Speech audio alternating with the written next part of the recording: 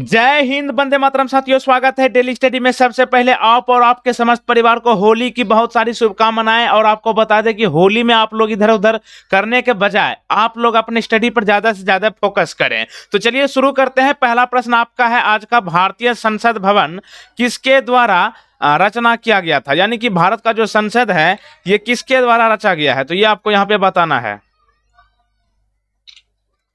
भारत का जो संसद है जो कि नई दिल्ली में है, यहाँ पर जो है ये इसकी रचना किसने किया था? तो इनका नाम है एडविड लुटियंस। ऑप्शन सी के साथ यहाँ पे सही जवाब है। अगला देखिए क्वेश्चन नंबर 2, हिंद की चादर किसे कहा जाता है? कौन सी चादर? हिंद की चादर किसे कहा जाता है? सिख के कौन से गुरु को हिंद की चादर कहा जाता है? ये होगा Guru Tegh Bahadur. Option number C. क्या नाम है? गुरु तेग बहादुर जी को हिंद की चादर कहा जाता है। और आपको बता दें, आपसे पूछेगा कि सिखों के 9वें गुरु कौन थे? तो यही है आपका गुरु तेग बहादुर। या फिर ऐसे पूछेगा कि गुरु तेग बहादुर सिखों के कौन से नंबर के गुरु थे? 9 नंबर के। अगला देखिएगा क्वेश्चन नंबर 3, दहसाला प्रणाली किससे संबंधित है? कौन सी प्रणाली? दहसाला प्रणाली की यहां पर बात हो रही है, ये किससे संबंधित है? देखिए, आपको बता दें आज थोड़ा पीछे आपको शोरगुल की आवाज थोड़ा ज्यादा आएगी, क्योंकि आज जो है होली है, तो यहाँ पे थोड़ा सा समझ पाए होंगे। दहसाला प्रणाली की बात करें तो ये भूमि राजस्व से संबंधित है। भूमि राजस्व, ऑप्शन नंबर बी। अगला देखिएगा, 1972 के शिमले समझौते पर भारतीय प्रधानमंत्री इंदिरा गांधी और पाकिस्तान के राष्ट्रपति किसके बीच हस्ताक्षर किए गए थे? यानी कि जब 1972 के शिमला समझौता पर हस्ताक्षर हुआ था, उस समय भारत के प्रधानमंत्री तो इंदिरा गांधी जी थे। उस समय पाकिस्तान के राष्ट्रपति कौन थे जिन्होंने शिमला समझौते पर हस्ताक्षर किए थे? तो यह होगा आपका Zulfikar Ali Bhutto. Option number C. अगला देखिएगा क्वेश्चन नंबर 5, यदि शरीर का त्वरण शून्य हो तो कौन सा विकल्प सत्य है? यदि शरीर का त्वरण शून्य हो तो कौन सा विकल्प सत्य होगा? तो यहां पे आप ऑप्शन नंबर बी के साथ जाइए, वेग स्थिर रहेगा। क्वेश्चन नंबर नेक्स्ट, छठा प्रश्न, भारतीय संविधान के किस भाग में राज्य सरकारों का वर्णन है? संविधान के किस भाग में राज्य सरकारों का वर्णन किया गया है? तो यहां पे सही जवाब होगा ऑप्शन नंबर बी 6। अगला देखिएगा क्वेश्चन नंबर नेक्स्ट, इनमें से किस राष्ट्रपति पर महाभियोग लगाया गया था? महाभियोग को जो है इम्पीचमेंट कहते हैं, ठीक ना। इम्पीचमेंट जो है संसद में लगाया जाता है, जिसके बाद आप राष्ट्रपति को हटा सकते हैं पद पर। ऐसे नहीं हटा सकते हैं, अगर उसको आप कुछ गलत चीज मतलब देख लेते हैं कि कहीं पर वो जो है अनदेखा कर रहे हैं कुछ चीजों को राष्ट्र को लेकर, तब राष्ट्रपति के ऊपर महाभियोग लगाया जाता है। लेकिन आज तक जो है किसी राष्ट्रपति के ऊपर महाभियोग नहीं लगाया गया है। तो यहाँ पे ऑप्शन नंबर डी को आंसर कर लीजिए। अगला देखिए क्वेश्चन नंबर 8, मसौदा समिति की स्थापना कब की गई थी?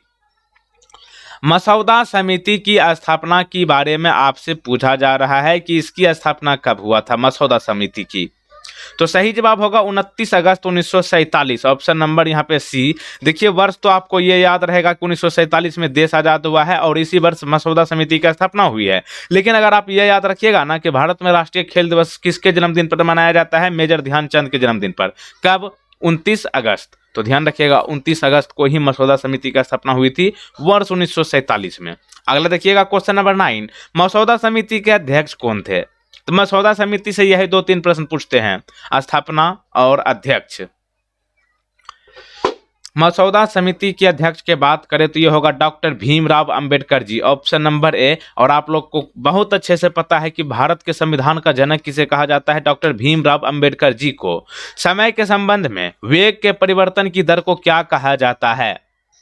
समय के संबंध में वेग के परिवर्तन की दर को क्या कहा जाता है?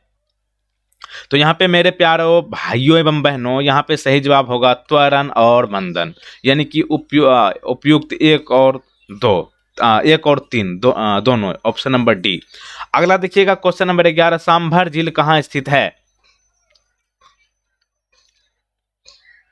सांभर झील की बात करें तो ये जो होगा आपका राजस्थान में है। Option number B. राजस्थान की राजधानी कहाँ है? जयपुर। जयपुर को पिंक सिटी कहा जाता है। नेताजी सुभाष राष्ट्रीय खेल संस्थान कहाँ में स्थित है? नेताजी सुभाष राष्ट्रीय खेल संस्थान अगर इस प्रश्न की बात की जाए नेताजी सुभाष राष्ट्रीय खेल संस्थान की, ये है पटियाला में, ऑप्शन नंबर बी। अच्छा, आप लोग ये बताइएगा पटियाला जो है किस राज्य में है, कमेंट में। अगला देखिएगा नेक्स्ट, इनमें से कौन मुक्त व्यापार की सर्वश्रेष्ठ परिभाषा है? मुक्त व्यापार की सर्वश्रेष्ठ परिभाषा यहाँ पे आपसे पूछा गया है, तो आपको यहाँ पर बताना है। सही जवाब होगा ऑप्शन नंबर बी, निर्यात और आयात पर कोई प्रतिबंध नहीं होना। ये जो है मुक्त व्यापार की सर्वश्रेष्ठ परिभाषा है। और यहाँ पे आगे बढ़ने से पहले बता दूं कि वीडियो को फटाफट आप लोग लाइक कर लीजिए, और यहाँ पे आपको बता दें वीडियो खत्म होने के बाद शेयर कर लीजिएगा, और जो लोग पहली बार चैनल पर आए चैनल को सब्सक्राइब कीजिए, उसके बाद इस बेल आइकन को क्लिक करके ऑल नोटिफिकेशन को क्लिक कर लीजिएगा। अगला प्रश्न देखिए, मानचित्र या चार्ट बनाने वाले व्यक्ति को क्या कहा जाता है? मानचित्र जिसको आप लोग मैप कहते हैं, इस चार्ट को तैयार करने वाले व्यक्ति को क्या कहा जाता है? इसको कहते हैं कार्टोग्राफर। तो ऑप्शन बी के साथ यहाँ पे सही जवाब है। इनमें से कौन सदिश मात्रा का वर्णन करता है? सदिश मात्रा के बारे में आपसे पूछा गया है। इनमें से कौन सदिश मात्रा का वर्णन करता है? ये होगा आपका परिमाण के साथ साथ दिशा को दिखाने की चीजों को सदिश कहते हैं। अदिश राशि यानी कि अदिश मात्रा किसे कहते हैं? जिसका कोई दिशा ना हो, ठीक ना। जैसे आवाज का कोई दिशा वगैरह नहीं होता है। वह व्यक्ति जो भूकंप और अन्य जमीन कंपनों को मापता है और रिकॉर्ड करता है, उसे क्या कहते हैं? यानी कि जमीन को क्या कहते हैं? लैंड। इसलिए कहा जाता है लैंड लॉर्ड, मतलब जमीन मालिक, यही हुआ।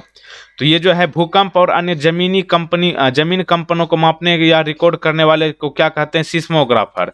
सिस्मो स्केल का नाम सुने हैं? भूकंप की तीव्रता जो मापा जाता है, नहीं पूछा जाता है कि भूकंप की तीव्रता को किस डिवाइस से नापा जाता है? सिस्मो स्केल, सिस्मोग्राफर उसको कहेंगे, उसका अध्ययन करने वाले को। अगला देखिएगा, मानचित्रों का जानकार को क्या कहा जाता है? मैप जो होता है, इसके जो जानकार होते हैं, इसको क्या कहते हैं? इसको कहा जाता है यहाँ पे ऑप्शन नंबर डी, कार्टोग्रामर। अगला देखिएगा, बिहार में किस तरह की मिट्टी पाई जाती है? बेस्ट प्रश्न है। बिहार से अगर पूछेगा प्रश्न तो यही सब पूछता है, बिहार में किस तरह की मिट्टी पाई जाती है? तो चिकनी मिट्टी, रेतीली मिट्टी, बलुई मिट्टी, उपरोक्त सभी। Option number D. कौन सी मिट्टी बड़े हवा की स्थानों के साथ भरा हुआ होता है? कौन सी मिट्टी बड़े हवा की स्थानों के साथ भरा हुआ होता है? तो ये होगा रेतीली मिट्टी, ऑप्शन नंबर सी। अगला देखिएगा क्वेश्चन नंबर 20, भारत में कौन सा उद्योग पानी का सबसे बड़ा उपभोक्ता है? भारत में कौन सा उद्योग पानी का सबसे बड़ा उपभोक्ता है? तो ये होगा थर्मल पावर में जो है पानी की मात्रा बहुत ज्यादा मात्रा में उपयोग होती है, तो थर्मल पावर आपको ध्यान रखना है। अंतर्राष्ट्रीय मातृभाषा दिवस कब मनाया जाता है?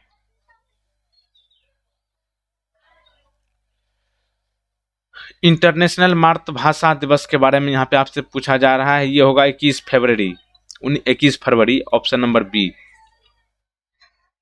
राष्ट्रीय पर्यटन दिवस कब मनाया जाता है? राष्ट्रीय पर्यटन दिवस कब मनाया जाता है? इस प्रश्न का सही जवाब है 25 जनवरी। और राष्ट्रीय पर्यटन दिवस यानी कि 25 जनवरी को ही भारत में मनाया जाता है राष्ट्रीय मतदाता दिवस। तो इसको आप याद रख लीजिएगा। शब्द बेंच प्रेस किस खेल से संबंधित है? बेंच प्रेस ये जो है किसी खेल में उपयोग की जाने वाली शब्द है। उस खेल का नाम बताना है जहां पर बेंच प्रेस का इस्तेमाल होता है। Weight lifting, C number. प्रसिद्ध पुस्तक प्राइमरी कलर किसने लिखी है? एक पुस्तक से भी प्रश्न पूछ लेता है, प्राइमरी कलर। इस पुस्तक के लेखक कौन है? प्राइमरी कलर पुस्तक के लेखक है जोए क्लेन, ऑप्शन नंबर सी। किस उपकरण का उपयोग सर्किट में विद्युत प्रवाह को मापने के लिए किया जाता है?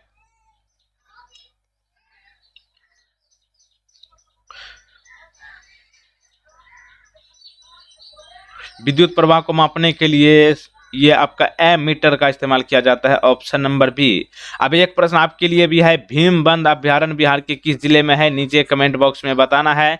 और पिछला वीडियो आपने नहीं देखा है तो यहाँ पे आप जरूर देख लीजिए। और इधर देख लीजिए बाएं साइड में आपको प्ले लिस्ट मिल रहा है। तब तक हैप्पी होली, बड़ों को नमस्ते, छोटे को प्यार, छोटे जिंदगी में खुश रहो यार। देखते रहिए डेली स्टडी। हैप्पी होली।